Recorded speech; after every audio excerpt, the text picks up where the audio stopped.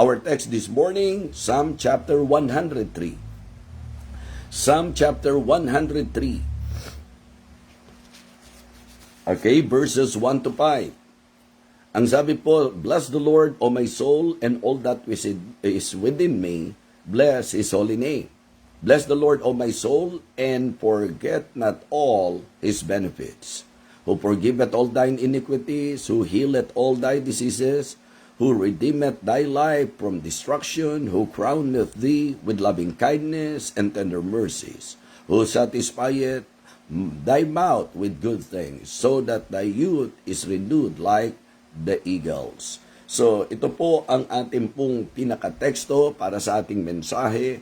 And the message that I would like to share with you is the message I entitled, Value Our Blessings. Value our blessings. Ating pong pahalagahan ang mga pagpapala. Ang ating mga pagpapala.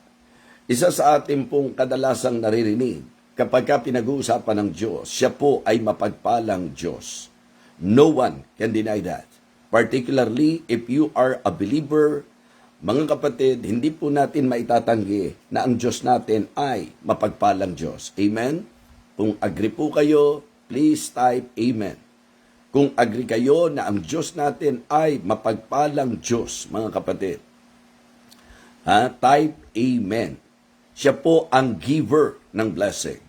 It is good for us to always believe na talagang pagpapalain po tayo sapagkat ang ating pong Diyos, siya po ang nagbibigay ng pagpapala. Siya po ang pinanggagalingan ng pagpapala. Mga kapatid, and we should understand also kung ano po ang kabutihan ng mga pagpapalang ito. Okay? It is good to realize also the goodness of God's blessing. Okay, the giver of blessing is no other than God, and the goodness of blessing, ito po yung kumakatagpo sa ating pong mga pangangailangan. Kung napansin niyo po dito sa ating binasa, ito po ay pagkilala at patuto po ng psalmist patungkol sa pinanggagalingan ng pagpapala, patungkol sa kabutihan ng pagpapala ng Diyos. Again, ang sabi po niya, ito po ay mararamdaman po natin, and the same thing na dapat maramdaman sa atin, mga kapatid. Let us consider how He expressed His heart. Bless the Lord, O my soul, and all that is within me. Bless His holy name. Bless the Lord, O my soul, and forget not all His benefits. Tingnan niyo po ang sinabi niya, who forgiveth all thine iniquities, who healeth all thy diseases, who redeemeth thy life from destruction, who crowneth thee with loving kindness and tender mercies, who satisfieth thy mouth with good things, so that thy youth is renewed like the eagles. And it is also good to consider the goal of blessings. The goal of blessing. Dito po makikita nyo, ang sabi po ng Bible, the blessing of the Lord, it maketh rich and He addeth no sorrow with it. Ang goal nito ay ang payamanin po tayo. Payamanin hindi sa konsepto ng mundo. Payamanin kundi sa usaping yaman sa konseptong makadiyos. Dito po, binigyang pansin ng psalmist, lalo na po yung verse number 5, who satisfieth thy mouth with good things. Ang ibig sabihin po mga kapatid, ang Diyos po natin, ang Diyos na talagang magsasatisfy sa atin, and that is the goal of God's blessing, to satisfy us mga kapatid. Hindi lamang po yan, kundi mga kapatid, to secure us. Kaya rin po tayo pinagpapala upang tayo po ay secure. And our security, mga kapatid, I know that you will all agree with me na ang security natin ay sa Diyos na siyang nagpapala po sa atin. So mga kapatid, it is good na maintindihan po natin that when we talk of blessing, ang giver of blessing ay ang Diyos. At ang kabutihan ng pagpapalang ito, the goodness of His blessing, Grabe po, dahil doon, tayo po ay napatawad sa ating mga kasalanan, tayo po ay napagaling sa ating mga karamdaman, tayo po ay talagang masasabi po nating pinuno ng Panginoon. At ang goal po nito ay ang masatisfy tayo at isecure po tayo. So, ilang bagay po ang gusto kong talakayin po natin patungkol sa usaping pagpapala po ng ating Panginoon. Binigyan din ko po sa inyo na ang pagpapala ay galing sa Diyos. So, umpisahan po natin sa idea ng recognition. Recognition sa usapan po ng blessing. Mga kapatid, pansinin niyo po ang ating pong teksto. Malinaw po na ang pagpapala ay nanggaling sa Diyos. Hindi po pwedeng sasabihin natin na ang meron tayo ay by chance, mga kapatid. Hindi rin po dapat kung Kristiyano po tayo, iisipin nating tayo yan. Di po ba? Ang sabi nga po ng Bible, mga kapatid, both riches and honor come of thee. Yan po ang maliwanag na sinasabi po ni King David, na ang kayamanan, lahat ng kayamanan, mga kapatid, galing po yan sa Panginoon. It is good to recognize the source. It is good to recognize the source. Pinasimulan ko po na niliwanag sa inyo na ang giver of blessing ay ang Diyos. Kaya anuman ang katayuan mo sa buhay, anuman tinatangkilik po natin, mga minamahal, anuman yung blessing na meron po tayo, we must learn to recognize na ang Diyos ang pinanggalingan niyan. That the source of all blessings ay walang iba kundi ang Panginoon. Pagka po dumating ka sa punto na hindi mo kikilalanin na ang pinanggalingan ng pagpapala mo ay ang Diyos, iyan ay nag-i-imply na galing po yan sa kasamaan. Yes, if we will not learn to acknowledge and recognize God being the source of our blessing, it simply means na ang iyong tinatangkilik ay galing sa kasamaan, galing sa kaaway ng Panginoon.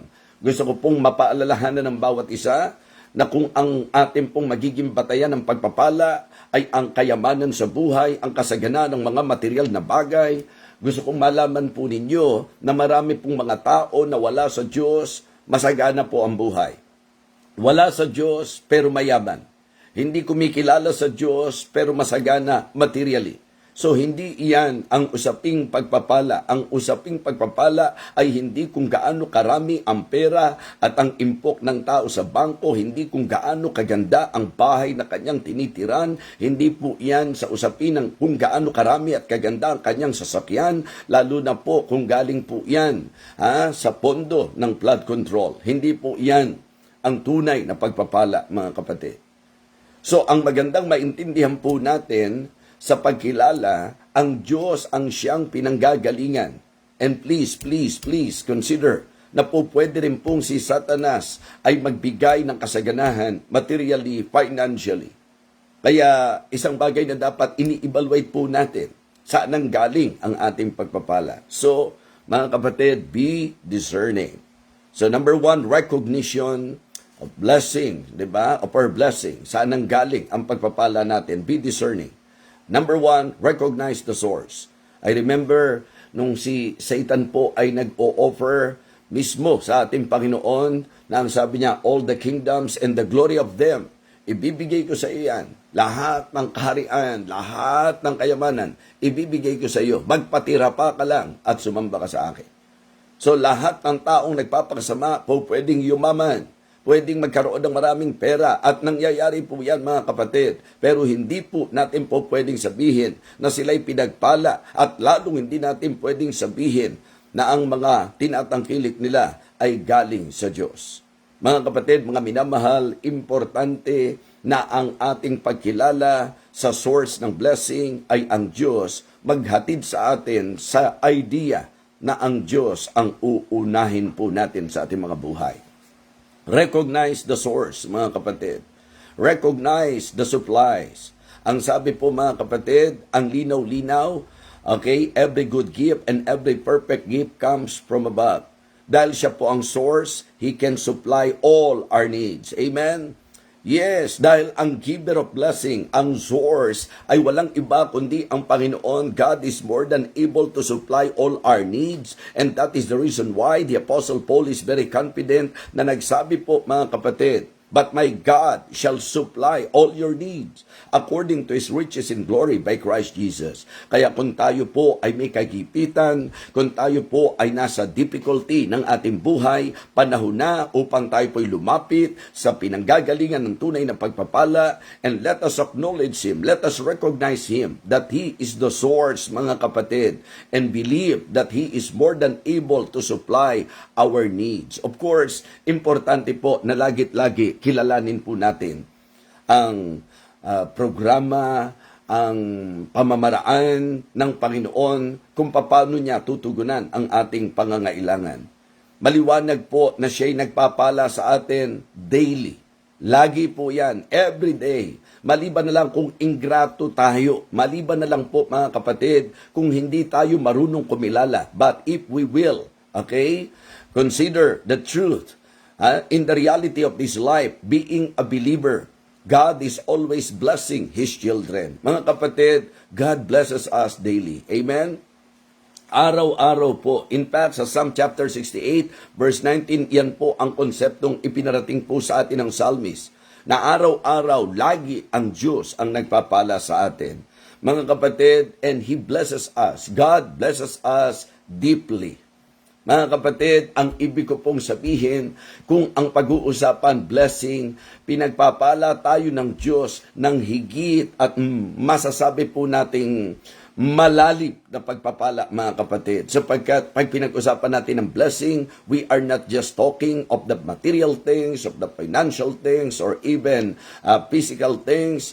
Pag pinag-usapan natin ang usaping pagpapala sa mas malalim pa, malinaw po, mga kapatid, na talagang ibang klase po. Tingnan niyo po ang sabi ng teksto natin, "Who forgiveth all thine iniquities."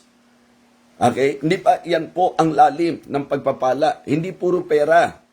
Yung isipin mo pa lang na sa kasamaan natin, na sa buhay natin bilang makasalanan, tayo po ay pinatawad ng Panginoon sa ating mga kalikuan, sa ating mga kasalanan. At maliwanag po ang kanyang sulat sa pamagitan po ni John, that if we confess our sins, He is faithful and just to forgive us our sins and to cleanse us from all unrighteousness. Mga kapatid, ito po ang malalim na pagpapala ng Panginoon. More than anything, mga kapatid. More than wealth, more than material wealth. Ang sabi po, "Who forgiveth all thine iniquities, who healeth all thy diseases, who redeemeth thy life from destruction, who crowneth thee with loving kindness and tender mercies," every day in our lives, mga kapatid. Ang sabi po, yung mercy niya, new every morning. Great is God's faithfulness. And we should recognize that. We need to always consider that God is the source of blessing. Siya po ang nagsusupply nito sa atin araw-araw. "Who satisfieth thy mouth with good things." Mga kapatid, God blesses us daily. God blesses us deeply, mga kapatid. Maliwanag po yan na talagang hindi kayang pasinungalingan ng bawat isa. And as we listen, I believe your spirit, okay, your spirit is agreeing sa akin pong sinasabi. Amen po ba? Totoo po ba yan? So recognize the source, recognize the supply, and recognize the significance, mga kapatid. It's blessing. Ito po ay paalala ng tinatawag nating grace of God, goodness of God, and greatness of God. Amen? Yes, kanina sinasabi ko sa inyo, doon tayo iikot. Yung giver ng blessing, yung goodness ng blessing, at ang goal ng blessing. Mga kapatid, mga minamahal, let us recognize the significance. Pag pinagpala ka, dapat makita mo, kilalanin mo ang importansya at ano po ang talagang masasabi po natin dapat maging impact ng pagpapala na yan.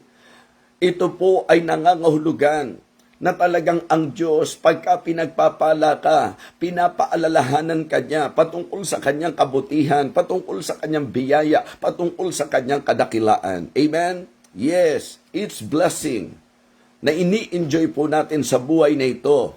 Yan po ay dapat maging reminder sa bawat isa sa atin. of the goodness of God, of the grace of God, and of the greatness of God. Amen? Yes, salamat sa Panginoon. Okay, una, recognition, be discerning. Second, rejoice in our blessings. Rejoice in our blessings. Mga kapatid, ang ating pong magandang bigyang pansin dito, be delightful. Amen? So this is about delight.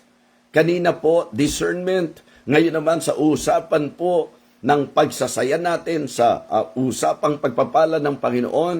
Ang sabi kasi, the blessing of the Lord, it maketh rich, and He addeth no sorrow with it. Mga kapatid, delight naman ang pag-uusapan natin tungkol sa pagpapala ng Panginoon. Ang pagpapala ng Diyos, mga kapatid, ay dapat nagbibigay ng saya sa bawat isa po sa atin. Sapagkat siya, katulad ng sinabi ko po sa inyo, sa usapang pagpapala, ang Diyos ay nagpapala sa atin araw-araw. Actually po, napaganda po nung sinabi ng psalmist, and forget not all His benefits. Meron pong tinatawag na human tendency.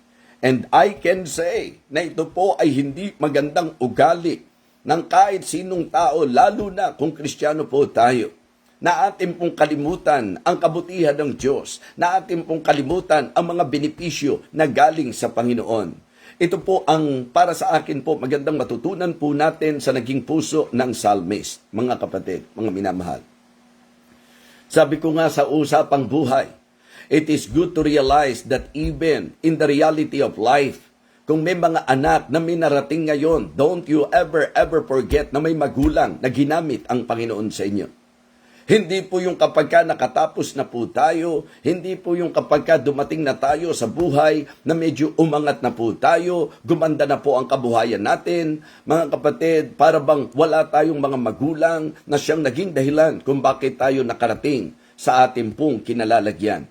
And aminin po ng mga magulang, tayo naman, wala naman tayong inisip kundi yung kagandahan at kabutihan, ang magandang kinabukasan ng ating mga anak. But we cannot deny the fact that it is hurting sometimes. Nang pagka po nakikita natin ang mga anak natin, para bang baliwala ang ginawa natin sa kanila. Para bang disregarded po ang lahat ng mga ginawa sa kanila. Mga kapatid, tayo po bilang mga tao nasasaktan sa ganyan pong mga kalagayan na kapag ka po ang mga anak hindi marunong kumilala sa iyo bilang kanilang magulang, na kung saan hindi po nila naiisip na kaya sila nakatapos, kaya po sila nakarating sa kanilang kalagayan. It is because of the fact na may magulang po na ginamit ng Panginoon sa kanila.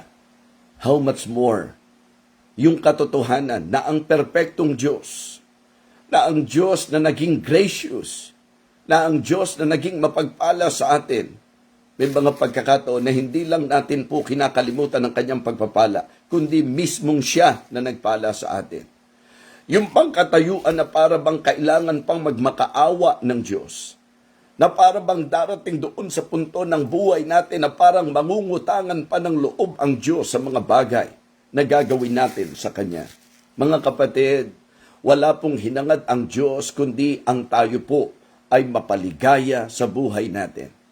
Kaya nga, ang kagandahan po ng isang Kristiyano na lumalago, yung kaisipan nagiging tama. Opo, yung kaisipan nagiging tama. Isipin niyo po, if not of God, kung hindi po sa Diyos, kamusta na po tayo? Kaya nga sabi ko, kung babalik-balikan niyo po yung mga binasa po natin, sa text po natin mga kapatid, that should be a reminder to all of us mga kapatid. May we not forget, diba, the benefits. Diba? Forget not all His benefits. Yun po ang sinasabi po ng talata.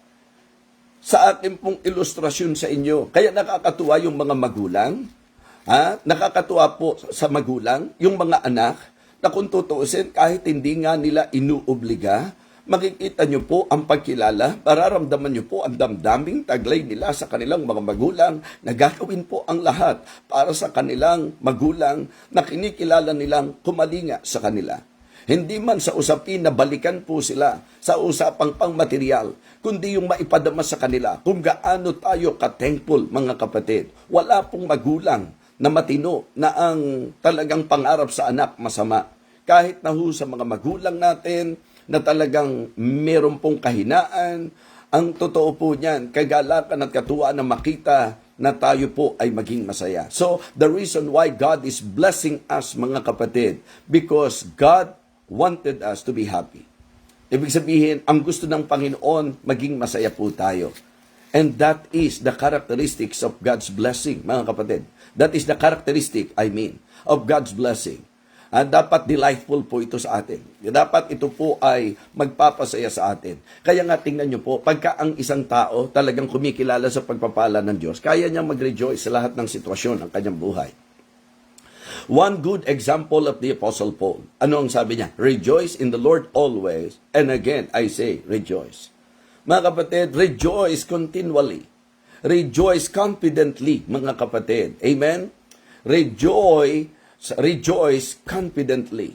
Yun talagang po pwede mong sabihin na ang blessing na ito, mga kapatid, ay talagang ibinigay ng Panginoon to make you happy. Consciously. Diba? Consciously. Ang dahilan kung bakit ka pinagpala ng Diyos, hindi para yumabang ka. Hindi para magmalaki ka. Hindi ka para manghamak ng iba. Be conscious that the reason why God is blessing us because gusto ng Diyos na maging masaya tayo. So kaya dapat maging conscious po tayo sa pinaka-goal. Doon tayo umiikot na ang giver ng blessing ay ang Diyos. At ang goodness ng blessing, hindi po maikakaila yan. Yan po ang na-experience natin, ang ini-enjoy natin. At ang goal ng blessing, mga kapatid, ay ang maparangalan ng Diyos at maging masaya po tayo. Kaya nga, hindi blessing yan kung yan ang dahilan ng kaguluhan nyo sa pamilya. Hindi blessing yan kung yan ang dahilan na sumira sa buhay mo. Hindi blessing po yan kung dahil dyan nalayo ka sa Diyos. Hindi po blessing yan kung yan ang nagpasama sa iyo. Hindi po blessing yan kapag ka dahil dyan naging palalo ka, mga kapatid. No. Okay? Rejoice continually. Rejoice confidently. Rejoice consciously, mga kapatid. Ibig sabihin po, dapat meron tayong kamulatan, we are conscious that it is really God na nag-bless sa atin and it is really a blessing. Amen? Talagang pagpapala po ang ating pong tinatanggap. Mga kapatid, siya po ang magsusustain sa atin, siya po ang nagsusupply ng pangailangan natin, and please always put in your mind na bago pa ang kahit sino, may Diyos na gusto niya na maging masaya po tayo. Remember, doon sa prinsipyo na itinuro po patungkol sa mabuting pastol, mga kapatid, kung natatandaan niyo po sa John chapter 10, di ba? Sabi po, the thief cometh not but for to steal and to kill and to destroy. Pero siya po, ang sabi, I am come that they might have life and that they might have it more abundantly. Bagamat sinasabi po natin na ang material na mga bagay ay hindi po garantiya ng pinagpalang buhay, pero hindi rin po natin maitatanggi ang katotohanan na ang pinagpalang buhay pwede pong managana even materially and financially. Amen. Yes? Yan po ang totoo. Kaya hindi po tayo dapat negatibo kung ang mga kapatiran, kung may mga Kristiyano na pinagpapala ng Panginoon. Sabi ko nga po, kahit sa mga pastor, diba, pag umaangat ang buhay, kahit sa mga pastor, pag gumaganda ang kanilang kabuhayan, pagka materially pinagpapala po sila, pagka financially pinagpapala po sila, hindi po dapat maging right away negative ang dating po sa atin. Yung mga members na pinagpapala ng Panginoon, because in principle, the Word of God is very clear. Nagsabi po that number 1, a faithful man shall abound with blessing. Ang sabi po, shall abound with blessings. At kasama po doon ng material. Kasama po doon ng pinansyal. Yes, God can bless us abundantly, mga kapatid. Kaya nga, iyan ang prayer natin. 'Di ba? So, dapat mag-prosper, hindi lamang ang ating spirit and soul, kundi sa kabuuan ng ating buhay. So, una, yung katapatan. A faithful man shall abound with blessing. Pangalawa, yung generosity. Di po ba yung generosity? Na ang sabi po, give and it shall be given unto you. Good measure, pressed down, shaken together, running over, shall man give into your bosom. For with the same measure that you meet withal, it shall be measured to you again. Na kapag ka ang isang Kristiyano ay generous, ang sabi po ng Bible, ang balik sa kanya, nag-uumapaw, mga kapatid. So kaya yung idea po nung nananagana sa pagpapala at nag-uumapaw, di ba? Ang sabi, ang linaw-linaw, good measure, pressed down, shaken together, running over, shall men give into your bosom. For with the same measure that you meet withal, it shall be measured to you again. Mga kapatid, always consider and always remember, huwag niyong kakalimutan ang benepisyo ng Panginoon. Huwag niyong kakalimutan ang pagpapala. Kaya kapag kayo po'y nasisimangot, magsimula na kayong magbilang at mag-isip ng pagpapala ng Panginoon at sasabihin ko sa inyo, and you will be singing as days go by. Amen? Talagang ganun po ang realidad dapat sa Kristiyano, na kahit anong pinagdadaanan natin, pag naisip natin ang pagpapala ng Diyos, napapaawit ka pa. Amen? Mapapaawit ka. Ang ibig sabihin, may dulot na galak ang pagpapala ng Panginoon. So, number 1, recognition. Diba? Of our blessing. Number 2, rejoicing. Rejoice in our blessing. Number 3, respond to our blessings. Respond to our blessing. Dito naman po pwedeng bigyang pansin po natin yung pong dedication. Una, discernment. Pangalawa, delight. Ngayon po, dedication. Uubulan po ako, pasensya na.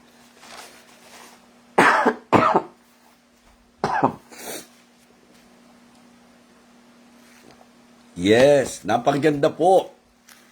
Yung idea po na paboritong-paborito ng marami, ito po ay response.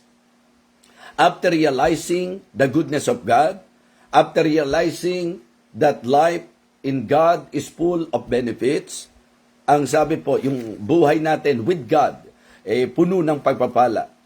Ang sabi po ng Psalm 116 verse number 12, what shall I render unto the Lord for all His benefits toward me? Mga kapatid, importante po na matuto tayo na mag-respond sa pagpapala ng Panginoon. Amen? Sa pagpapala sa ating buhay. Nakakatuwang isipin na pinagpala ka ng Diyos. Mga kapatid, recognition po yan. Recognition po yan. At siyempre po, ang saya na pinagpala tayo ng Panginoon. Okay? Rejoicing po yan. Pero mga kapatid, maganda rin pong isipin natin kung bakit tayo pinagpala ng Diyos at para saan ang pagpapala ng Diyos. Mga kapatid, yan po ang response na tinatawag. Yung mag-isip ka, ano ang maibabalik ko sa Panginoon? What shall I render unto the Lord for all His benefits toward me? Kung ikaw ay walang karamdaman, di ba? Kabutihan ng Diyos yan. Na wala kang sakit, ano ang ibabalik mo sa Diyos? Paano po kaming may sakit? Meron kayong karamdaman na nakakayanan nyo dahil sa biyaya ng Diyos, ano ang ibabalik mo sa Panginoon? Diba? Mabigat ang iyong karamdaman na napakahirap, napakamahal ng gamot at natutugunan ng iyong gamot. Kabutihan ng Panginoon yan, benepisyo ng Panginoon yan, pagpapala ng Panginoon yan. Ano ang ibabalik ko sa pagpapala ng Panginoon? Ito po, gusto kong magdala sa atin sa idea na sa usapang pagpapala ng Panginoon, hindi lang dapat nating ma-appreciate ang pagpapala ng Diyos. Magandang matutunan din natin how to appropriate the blessing of the Lord. Not just to appreciate, but also to appropriate the blessing of God in our lives. Paano tayo magre-responde sa pagpapala ng Panginoon? Mga kapatid, for me, I can say, when the psalmist emphasize, yung pong salitang, and forget not all His benefits. Kasi ang tao po talagang napakadaling makalimot Napakadali po ng mga tao na sa buhay makalimot. Meron po akong laging sinasabi po sa mga idinadaan ng Diyos sa buhay ko. Because in reality, nagpapagamit lang naman ako sa Panginoon. At dahil nagpapagamit tayo sa Panginoon, po pwedeng nagiging blessing tayo sa marami. And humanly speaking, I can say, and it is very true, mga kapatid. Alis muna po natin doon sa bahagi na isesentro natin yung magiging emphasis ko po patungkol sa Diyos. But humanly speaking, let us face the fact na ikaw, sa kabutihang ginawa mo sa tao, di po ba? At first, nandiyan ang mga tao na talagang kinikilala ka, sobra pong magpasalamat sa iyo, and alam po ito ng mga inalagaan po natin. That most of the times, here are the people, even pastors, that because they are enjoying sa ministeryo mo and then they are benefiting from you, very po sila, expressive, thankful. Pero kadalasan, alam niyo po, sa usapang karanasan, habang kailangan ka pa, habang makatutulong ka pa, habang nandun ka sa katayuan na po pwede ka nilang magamit, handyan sila. Okay? Pero kapag ka po somebody sila, sa pakiramdam nila, kapag ka dumating po sa point na meron na silang narating, may kakayahan, remember my illustration about doon sa magulang at anak, di ba? Ito po sa reality of life. Kaya ho kapag kami mga grateful sa akin, mga nagpapasalamat sa akin, opo, mga kapatid, ito sinasabi ko, sanay naman ako sa mga tao na dahil sincerely, you want to be a blessing to them, so andyan po sila. Pero sa early stage, very thankful po yan. Kaya kapag ka po ako nakakita ng mga genuine na napaka-thankful talaga, na nasa harap ka, nasa likod ka, they are very vocal in saying na naging blessing ka sa kanila, sobrang encouraging po yon. So nakaka-encourage po, nakakatuwa na kung tutuusin, sino ba kami? Sino ba ang tao? Sino po ba tayo? Pero minsan po, mas malungkot nga madalas po, kapag ka po medyo, eto biro ko po ito, pero biro na may pagtuturo. Diba? Kasi, sa totoo lang, before, ang mga speaking engagement po, kung tutuusin, ikaw lang. Pero dumarating po doon sa time na sa usapang speaking engagement because you want to encourage your co-pastor, your co-laborers in Christ. Heto po, may mag-express, gustong sumama sa iyo sa mga engagement, sa mga conferences, and then makikilala po yung maraming pastor, may expose sa ministry. Alam nyo na bilang tao, nararamdaman ko po yung may iba ang motibo. Meron pong pagka na-expose na at nakilala na, naku, maniwala kayo, pumapailang lang mga kapatid. Kaya po, dahil pumapailang lang, medyo nakakailang. Kasi ikaw, sa kabila ng lahat ng ginagawa ng Panginoon sa iyo, alam mo na ang dapat, nakatungtong pa rin sa lupa, matutong kumilala sa kung saan mga ginamit sa iyo, pero meron po mga kapatid, pati yung mga ginamit sa kanila, nakakalimutan. Forget not all His benefits. Kabutihan ng Diyos na binigyan ka ng pastor. Kabutihan ng Diyos na binigyan ka ng magulang. Kabutihan ng Diyos na binigyan ka ng pamilya. Kabutihan ng Diyos na binigyan ka ng trabaho. Kabutihan ng Diyos na binigyan ka ng boss. Kabutihan ng Diyos na binigyan ka ng kaibigan. Mga kapatid, may iba't ibang manifestasyon ang benepisyo ng Diyos sa buhay mo. Diba? Kaya tingnan nyo po mga kapatid, please don't get me wrong. I am just emphasizing the point that you can really understand better. Pansinin niyo po, bakit ganito pa rin ang pagyakap ko po sa Orara family? Bakit po ang lalim-lalim ng gratitude ko sa Claridades family? Sa pamilya po ni Pastor George, sa pamilya po ni Bishop Orara, sa pamilya po mga kapatid, nung mga tao na kung saan kinikilala kong ginamit ng Panginoon sa akin. Yes, mga kapatid, nakaharap o hindi sila nakaharap, kahit sa kwentuhan lang, nag-uusap tayo sa taong level pa lang, na talagang we are very expressive because of the goodness of the people that the Lord used sa buhay po natin. PNG, remember, diba, kung ano po yung laging binabanggit ko sa inyo, na I really appreciate your appreciation.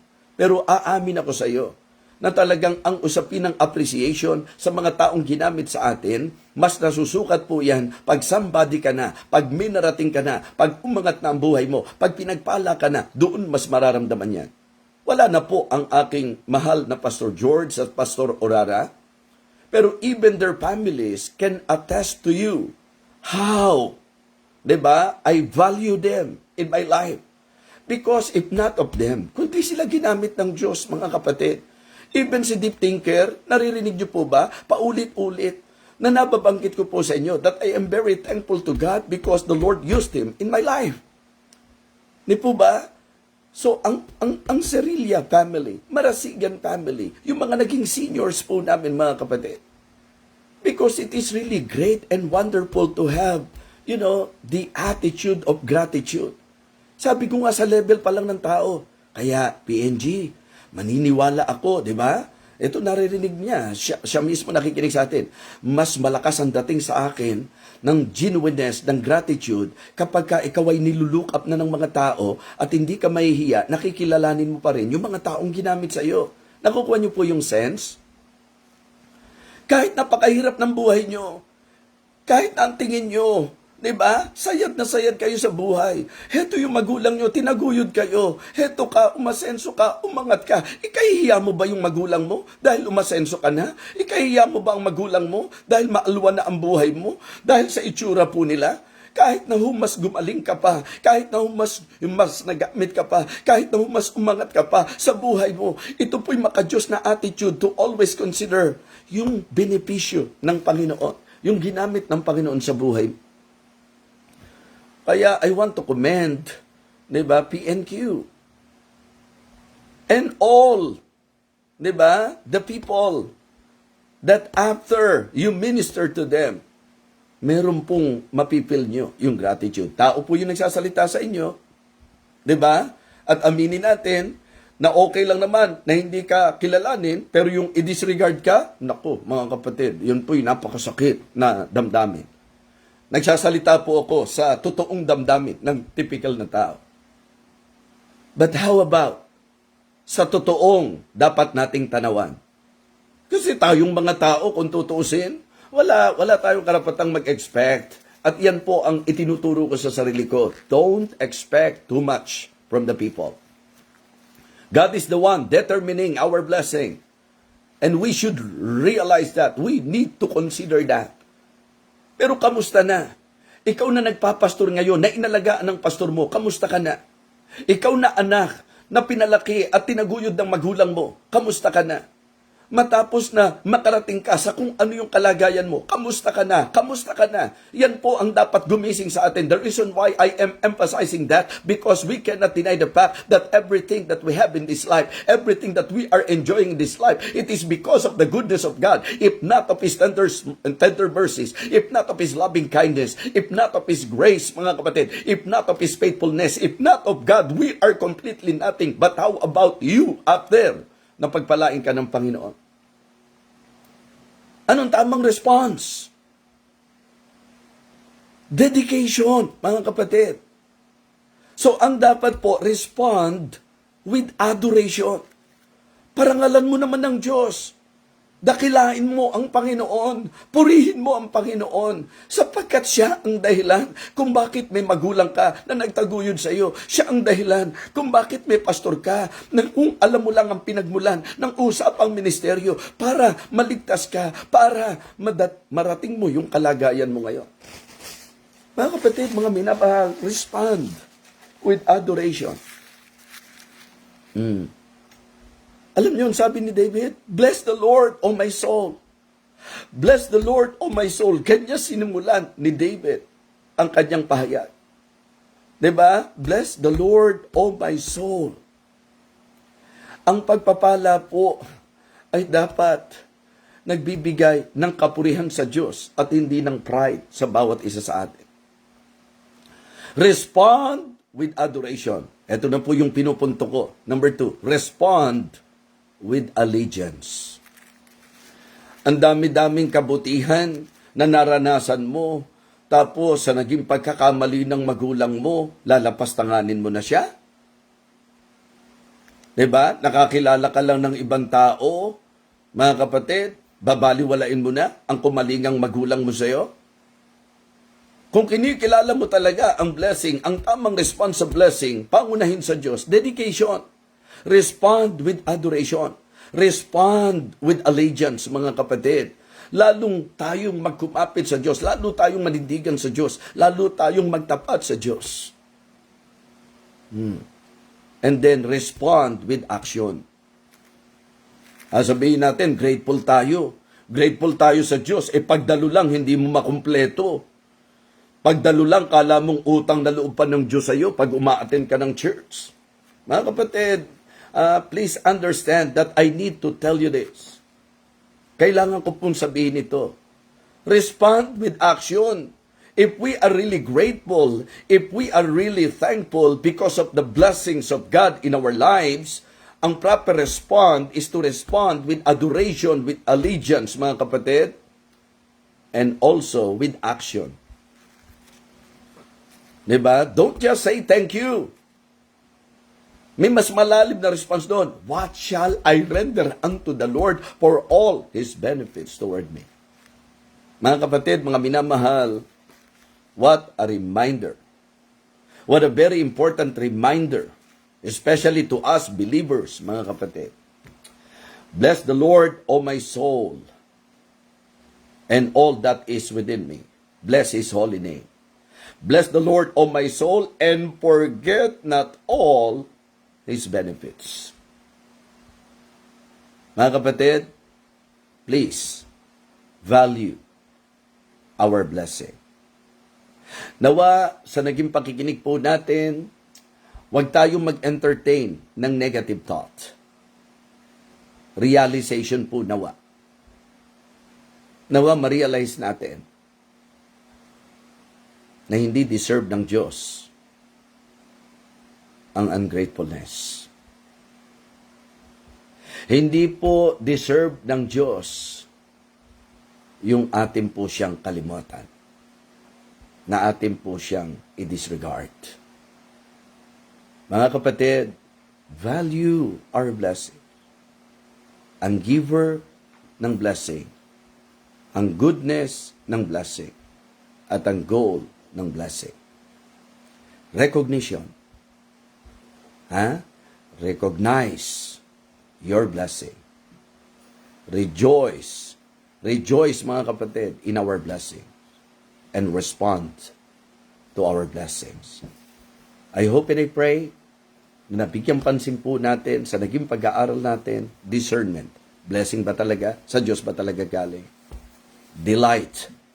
Dapat katuwaan ang dulot sa iyo. Dedication. Dapat nagpaging matapat. Nagpaging matapat sa iyo, sa Diyos, na kinikilala mong nagpala sa iyo. Kaya yung pagdalo, hindi problema sa mga kumikilala at nagpapasalamat at tumutugon sa mga pagpapala ng Diyos sa kanyang buhay. Yung pagbibigay, yung pagsuserve, hindi po magiging problema yan sa mga tumutugon sa pagpapala ng Diyos at kumikilala sa Diyos na nagpala sa atin. Okay? Let us pray. Lord, thank you so much. Hayag na hayag ang kalakasan mo sa kahinaan po ng iyong anak. You know my struggle, Heavenly Father. Mentally, emotionally, physically. But I praise you, Lord, sapagkat in spite of the fact na ako po'y mahina, muli mong inihayag ang iyong kalakasan. Thank you rin po sa lahat ng mga sumusubaybay sa ministeryong ito. Lord, please, pagpalain mo po at abutin mo po ang bawat isa sa amin. And please, Lord, sa mensaheng ito na aming napakinggan, nawa, dinala po kami sa pagkilala, sa pagsasaya, at sa pagtugon sa mga pagpapalang kinikilala naming ikaw ang nagbigay. Muli po, Panginoon, sa iyo po ang kapurihan, sa iyo po ang kalwalatian. Salamat po, aming Ama, na kahit hindi kami karapat-dapat, pinagpala mo ang aming mga buhay. Salamat sa kung saan dinala mo kami, Panginoon. Salamat sa kung saan kami po, dakilang Diyos, ay binusog mo ng iyong mga pagpapala. Nawa, mahayag ang tugon sa mga pagpapalang ito sa aming mga buhay, Panginoon. Again, thank you so much, Heavenly Father, sa binigay mo sa aming panahon at oras upang makapag-almusal ng masarap na almusal mula sa iyong salita. Ito po ang aking panalangin sa pangalan po ng aming Panginoong Jesus. Amen.